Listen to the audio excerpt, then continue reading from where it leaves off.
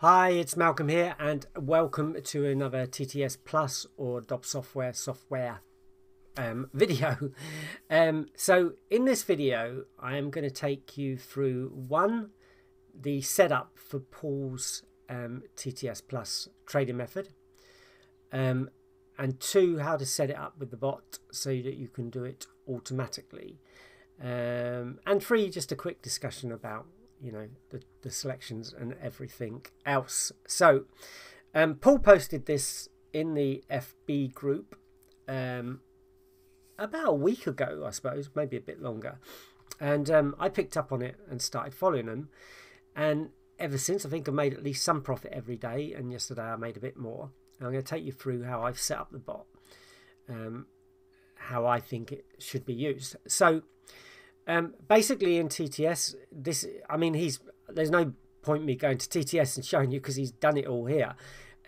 So basically he's using DOB-PL 1 to 50, 1 to 30, distance 1 mile to 4 mile, tips to count 1 to 15, average rank 1 to 3, and a DOB pattern of 1, which means it dobbed last time out.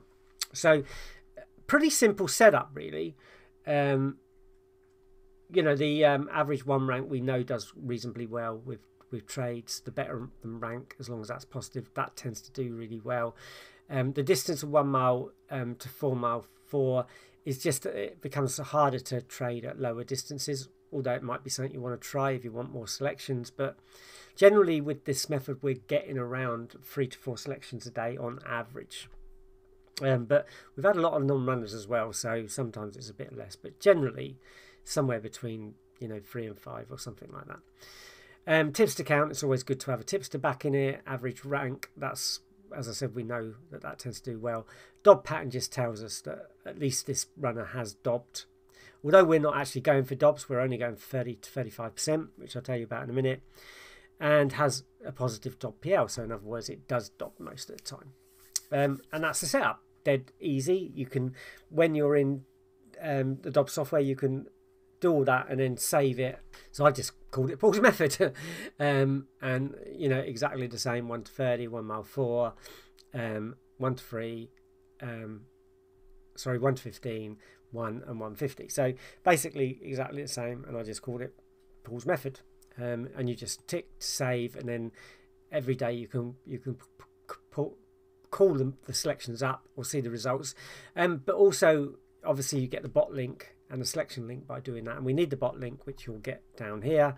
I'm not going to go down there and show you the links because it just means that everybody can see the link. I don't really want people to see that who are watching this video who are not members. But anyway, the link's below. It says bot link, and that's what you need to grab. The whole of that bot link to put into the Greyhorse Bot. So let's go to the Greyhorse Bot and I'll show you the setup.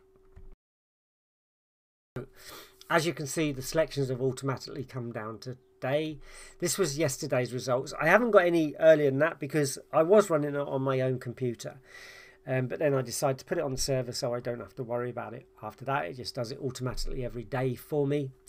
There was one other thing that you need to know about, and that is Paul has a price range of 3.5 or above, and this one was lower before the off, so I didn't get that. So all you do is when you get the bot link, you go to session, server tips, put your bot link in there. Simple as that. Make sure you've got no spaces or anything, just put it in there. CSE, use my options. You can leave that on 30 because basically the selections are created in the morning at about 9:30, 9:31, and then after that they won't change. The bot will pick up if there's any non-runners or anything like that, or abandonments or anything else, but basically you don't really need to call it that often, and it will just go through the day calling every 30 minutes. I really need to put another option in there that says don't call again, or call every couple of hours or something like that, but 30 minutes is fine. So then we go to options. I'm not going to tell you how to set up your stop loss. I don't know why I've put 5 there. I should probably put 10 or something, or more, really. Doesn't really matter, I don't think, that much. But I've set reset auto daily limit, but you don't need to. That just resets the stop loss every day. So you might want to do that. The rest of it, you know, is up to you, but I just leave it basically like that. We're using stake. Now, we can't use, in this particular version, we can't use starting price because we've got this lower odds of 3.50, and we can't do that with starting price at the moment. As you can see, when you use starting price, it automatically makes those grey, because we just have to take whatever the starting price is. Now, that might be worth trying, I don't know, but at the moment I've got a trigger range of 3.5 to 800. It doesn't really matter. You know, I've just put that, but the 3.5 is the bit that counts, and you probably want to go, you know, up to about 20 to 50 or something like that. I don't know, when they get higher they're harder to trade, so I don't know. You know, it depends on how much you're staking. You know, if you get into hundreds, then you're probably not going to be you're trading at 800, you just won't get traded out in play, so you might want to think about that. But for the moment, as we're building up stakes, we're trying this and see how it goes. Trading, we need to enable trading. Trade in play, obviously, because we want to trade just before the off. This is a back to lay method, so we back the runner before the off, and then we try and lay for 35%. Now, it's doubtful that 10 seconds before the off you're going to get that before the race goes off, so we go in play, and hopefully the runner we've chosen will do very well, and their price will drop in play by 35%, and we will get matched, and we will get an equalized trade out, as I've ticked here, so it kind of what we call greens up. So it doesn't matter whether after that, if the horse wins or loses, we will make whatever that green up value is. Pools testing 30% as well as 35%. I've just gone for 35% at the moment.